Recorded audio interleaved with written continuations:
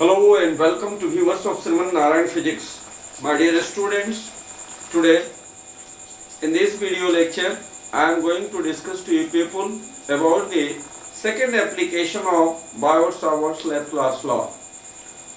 The second application, it is to find the value of magnetic field strength due to a circular loop carrying current at a point lying on the axial line. यानी आज के इस video कार्यक्रम का मकसद है एक current loop के चलते जो कि सर्कुलर है, जिससे करंट फ्लो हो रहा है, उसके चलते एक्सियल लाइन पर यदि कोई ऑब्जर्वेटरी पॉइंट स्थित हो तो उस पॉइंट पर मैग्नेटिक फील्ड स्ट्रेंथ यानी B की वैल्यू को कैलकुलेट करना. सो let us start. See here, it is a circular loop carrying current. अर्थात यह जो है एक कंडक्टर है, जैसे वायर है, वायर को बेंड कर दिया और एक सर्किल का आकार दे दिया. अब मान लो ये जो सर्किल का हमने आकार दिया है और इससे यदि हम करंट का फ्लो करें तो यह जो कंडक्टर है इसको हम लोग सर्कुलर लूप कैरिंग करंट के नाम से जानते हैं. अर्थात इस फिगर में तुम देख सकते हो, ये जो फिगर दर्शा रहा है वह एक सर्कुलर लूप को रिप्रेजेंट कर रहा है, जिससे मान लिया जाता है कि I एम्पियर की करंट फ्लो हो रही है.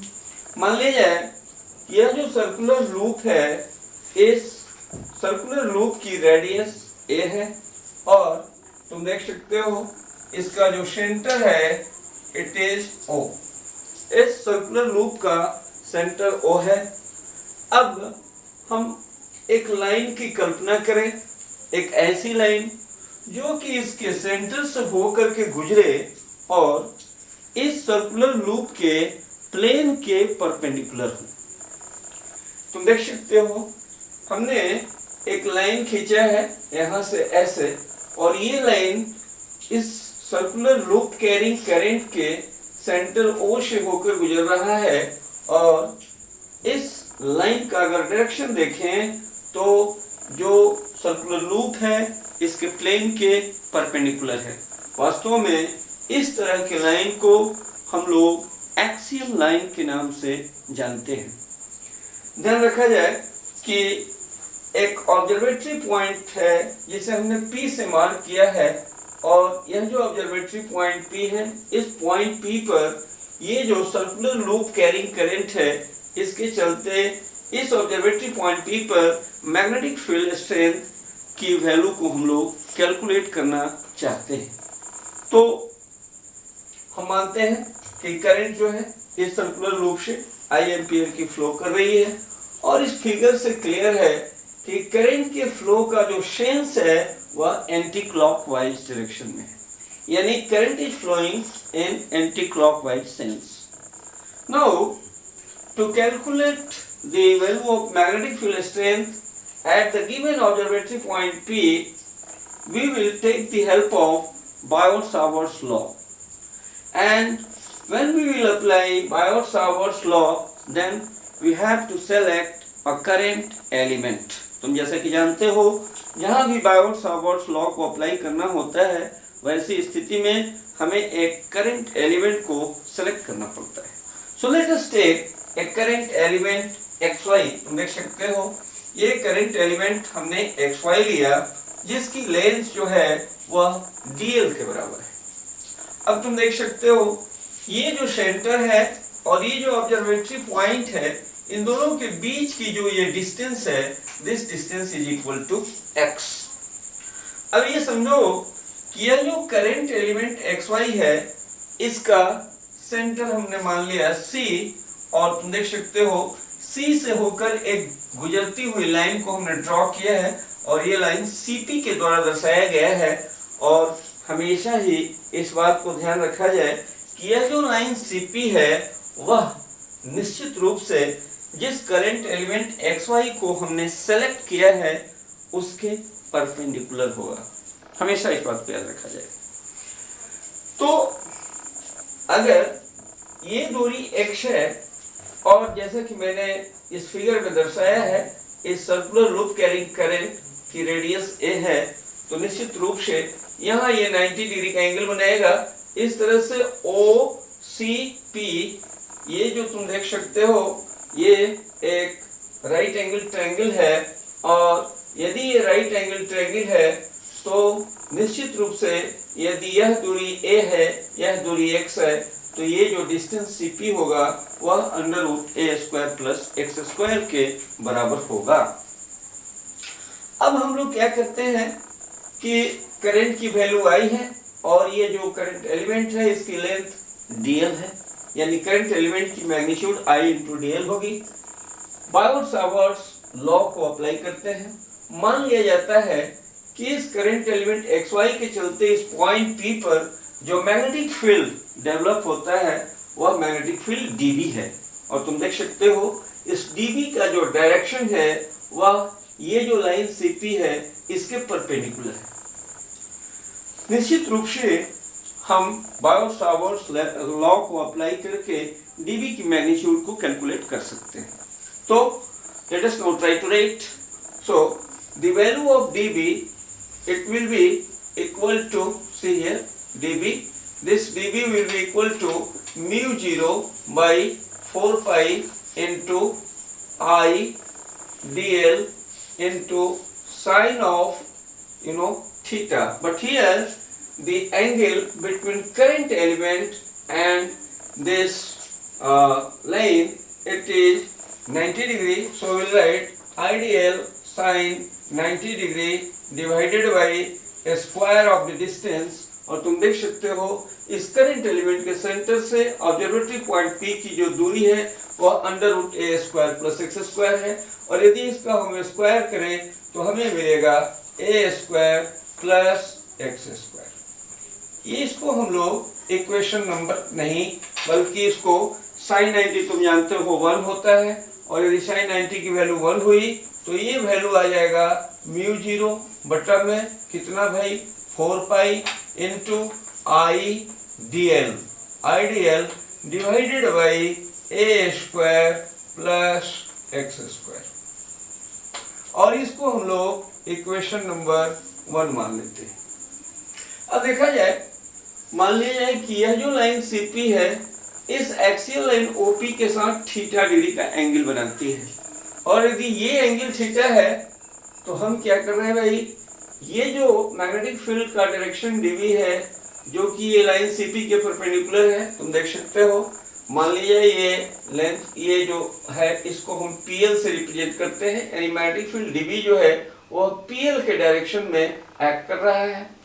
अब हमने क्या किया कि इस dB वेक्टर को जो कि PL के अलोंग एक्ट कर रहा है रिजॉल्व करने जा रहे हैं।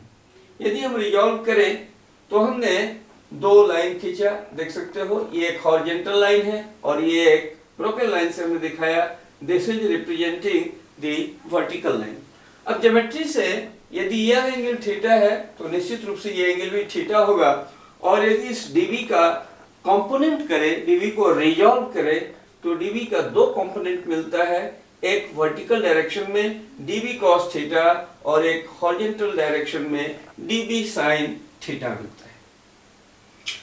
अब देखा जाए कि हम एक दूसरे करंट एलिमेंट पर विचार करें, गौर से देखो। अब हम लोग क्या करते हैं कि XY के डायमेट्रिकली ऑपोजिट, ठीक इसके ऑपोजिट, डायमेट्रिकली ऑपोजिट XY के एक दूसरा करंट एलिमेंट लिया x', और इसका भी लेंथ dl ही है। निश्चित रूप से यह जो करंट एलिमेंट x', हमने लिया है, इस x', के सेंटर से अगर पॉइंट P को मिलाएं तो ये जो दूरी होगी निश्चित रूप से √a² प्लस x² के ही बराबर होगी। और यदि ये एंगल थीटा है तो ज्योमेट्री से ये एंगल भी थीटा होगा, क्योंकि ये जो सर्कुलर लूप है यह अपने एक्सिस के अबाउट सिमेट्रिक है। अब जब ये सारी परिस्थितियां बिल्कुल वैसे ही है जैसे कि पहले वाला करंट एलिमेंट के साथ बात लागू होती है। तो हम यही इस निष्कर्ष पर पहुंचेंगे कि यह जो करंट एलिमेंट है x डैश y डैश, इस करंट एलिमेंट के चलते भी यह जो पॉइंट P है, इस पॉइंट P पर जो मैग्नेटिक फील्ड एग्जिस्ट करेगा, वह मैग्नेटिक फील्ड जो होगा तुम देख सकते हो, वह भी उसका भी मैग्नीट्यूड dB के ही बराबर होगा, और वह भी जो dB का डायरेक्शन होगा इस लेंथ के परपेंडिकुलर होगा। और तुम देख सकते हो, मान लो इसको हम PM से रिप्रेजेंट करें, और ये जो वेक्टर होगा यह भी dB को रिप्रेजेंट कर रहा है। मतलब ये हुआ कि इस करंट एलिमेंट के चलते भी इस पॉइंट P पर जो मैग्नेटिक फील्ड एग्जिस्ट करेगा उसकी भी मैग्नीट्यूड dB के ही बराबर होगी, क्योंकि करंट एलिमेंट जिसकी मैग्नीट्यूड सेम है आइडियल, और लाइन ये जो है इस लाइन का लेंथ भी √a² प्लस x² ही होगा। तुम देख सकते हो निश्चित रूप से सारी परिस्थितियां पहले जैसी हैं, क्योंकि इसके डायमेट्रिकली अपोजिट है, तो सारी परिस्थितियां पहले वाले करंट एलिमेंट के जैसा है। इसलिए इस करंट एलिमेंट के चलते इस पॉइंट P पर जो मैग्नेटिक फील्ड एग्जिस्ट करेगा उसकी भी वैल्यू dB के ही बराबर होगी। अब देखो भाई, हम करते क्या हैं, इस dB को भी रिजॉल्व करते हैं। एक लाइन ऐसे वर्टिकली हम ऐसे ड्रॉ किया, तुम देख सकते हो इस तरह से हमने एक वर्टिकल कंपोनेंट लिया, और एक कंपोनेंट आपका इधर है। यदि ये एंगल थीटा है तो ये एंगल भी आपका थीटा होगा, और इस dB का इस डायरेक्शन में जो कंपोनेंट होगा वह dB cos थीटा के ही बराबर होगा। और इस dB का अगर इस डायरेक्शन में कंपोनेंट ले तो यह जो कंपोनेंट होगा वह dB sin थीटा के तुल्य होगा। अब हम इन दोनों करंट एलिमेंट के चलते इस ऑब्जर्वेटरी पॉइंट पर जो मैग्नेटिक फील्ड एग्जिस्ट कर रहा है इस पर थोड़ा सा विचार करें। यदि इस पर हम गौर करते हैं तो हम इस निष्कर्ष पर पहुंचते हैं कि जो वर्टिकली अपवर्ड डायरेक्शन में कंपोनेंट है इन दोनों करंट एलिमेंट के चलते, ये dB cos थीटा है, ये भी dB cos थीटा है। चूंकि दोनों का मैग्नीट्यूड समान है और ये दोनों वेक्टर एक दूसरे के ऑपोजिट एक्ट कर रहे हैं, निश्चित रूप से यह जो कंपोनेंट होगा इस कंपोनेंट के प्रभाव को कैंसिल आउट कर देगा। अर्थात ये जो वर्टिकल कंपोनेंट्स हैं they will cancel out there net effect. इस तरह से अगर हम विचार करें तो भी देखते हैं कि पहले वाले करंट एलिमेंट के चलते magnetic field dB sin theta horizontal direction में, और जो दूसरा करंट एलिमेंट लिया उसके चलते भी जो मैग्नेटिक फील्ड स्ट्रेंथ आ रहा है उसकी वैल्यू dB sin थीटा, जो कि एक ही डायरेक्शन में एक्ट कर रहे हैं। अब चूंकि यह जो करंट लूप है दी हुई एक्सिस के अबाउट सिमेट्रिक है, तो हम कोई भी दो करंट एलिमेंट लें जो कि एक दूसरे के आमने सामने हों, ऑपोजिट हों, और उनके साथ उनके चलते इस पॉइंट P पर मैग्नेटिक फील्ड की वैल्यू कैलकुलेट करें, तो हम इस निष्कर्ष पर पहुंचते हैं कि जो कंपोनेंट कॉस के रूप में आता है वह एक दूसरे के प्रभाव को कैंसिल आउट कर देता है। यानी जो कंपोनेंट सरवाइव करेगा वह सिर्फ वही कंपोनेंट dB sin थीटा ही सरवाइव करेगा।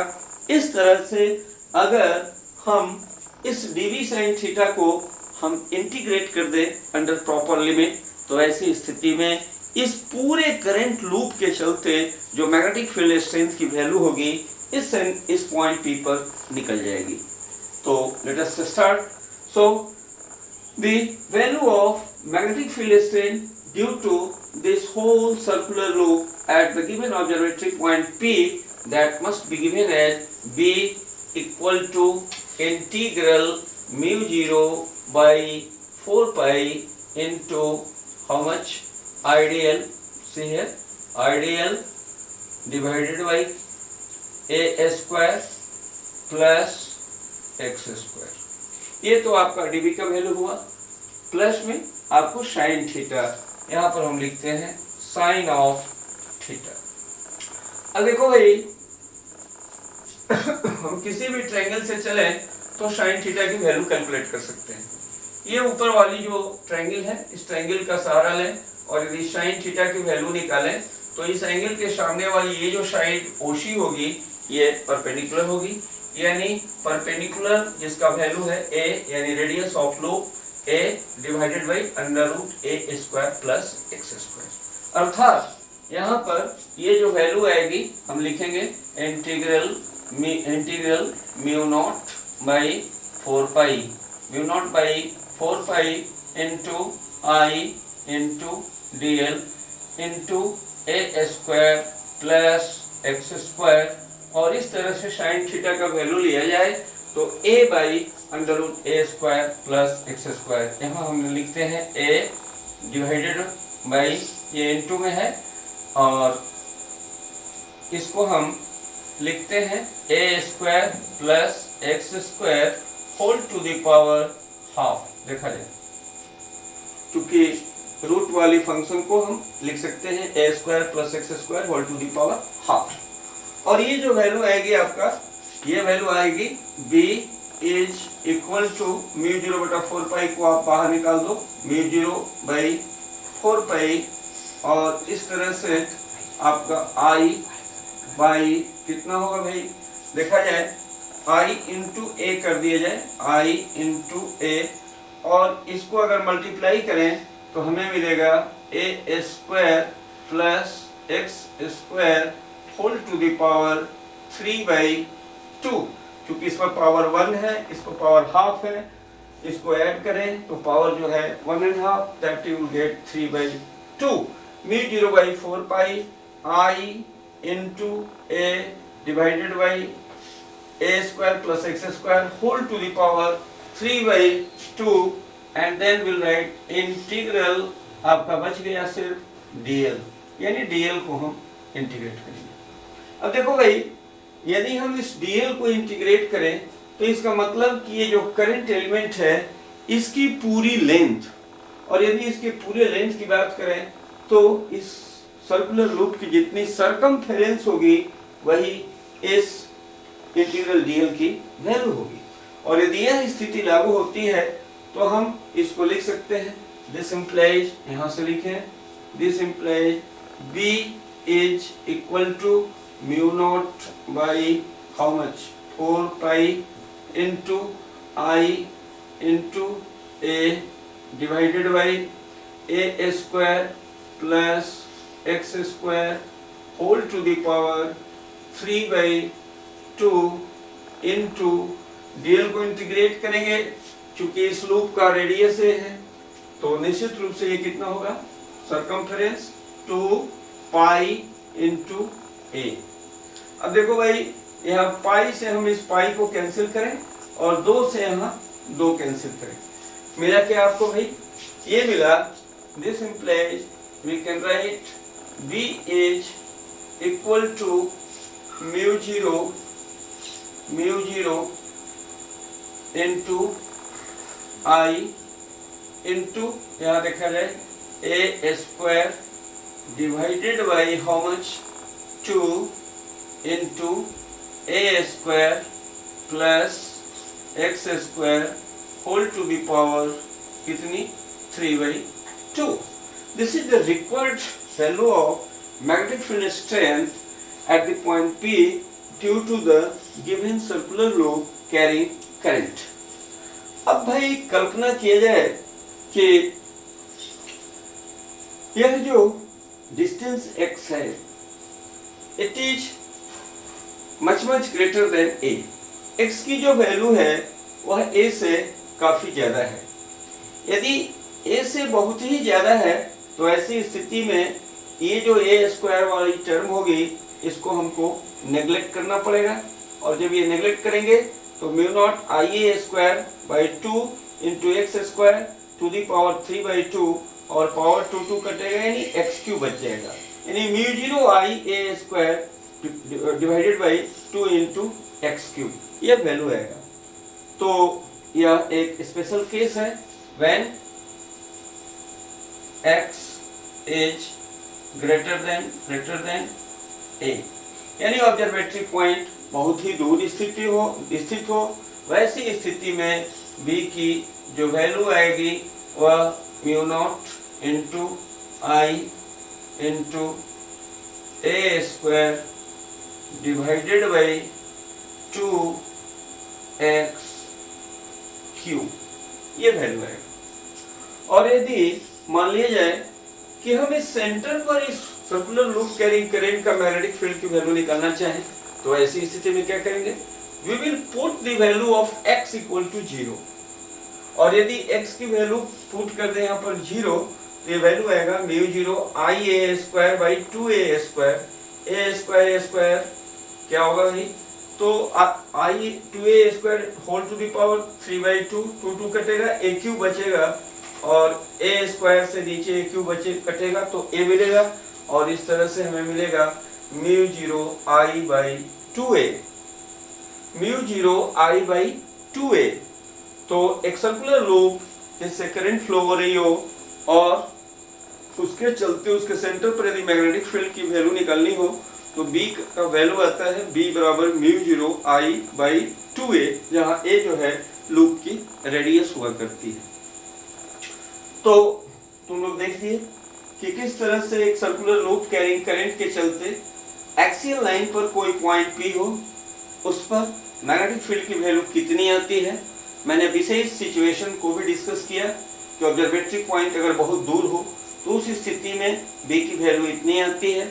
और यदि हम इसके सेंटर पर कैलकुलेट करने, तो हमको क्या करना होगा भाई, x की जो वैल्यू होगी उसको 0 पुट करना पड़ेगा और इस तरह से B की value mu 0 I by 2a के बराबर होगा। तो मैग्नेटिक फील्ड की मैग्नीट्यूड की वैल्यू तो लोगों ने देख लिया। अब यहाँ पर चूंकि मैग्नेटिक फील्ड स्ट्रेंथ क्या है भाई, एक वेक्टर क्वांटिटी है, तो मैग्नीट्यूड की वैल्यू तो तुम निकाल लिए, डायरेक्शन की बात भी करनी चाहिए।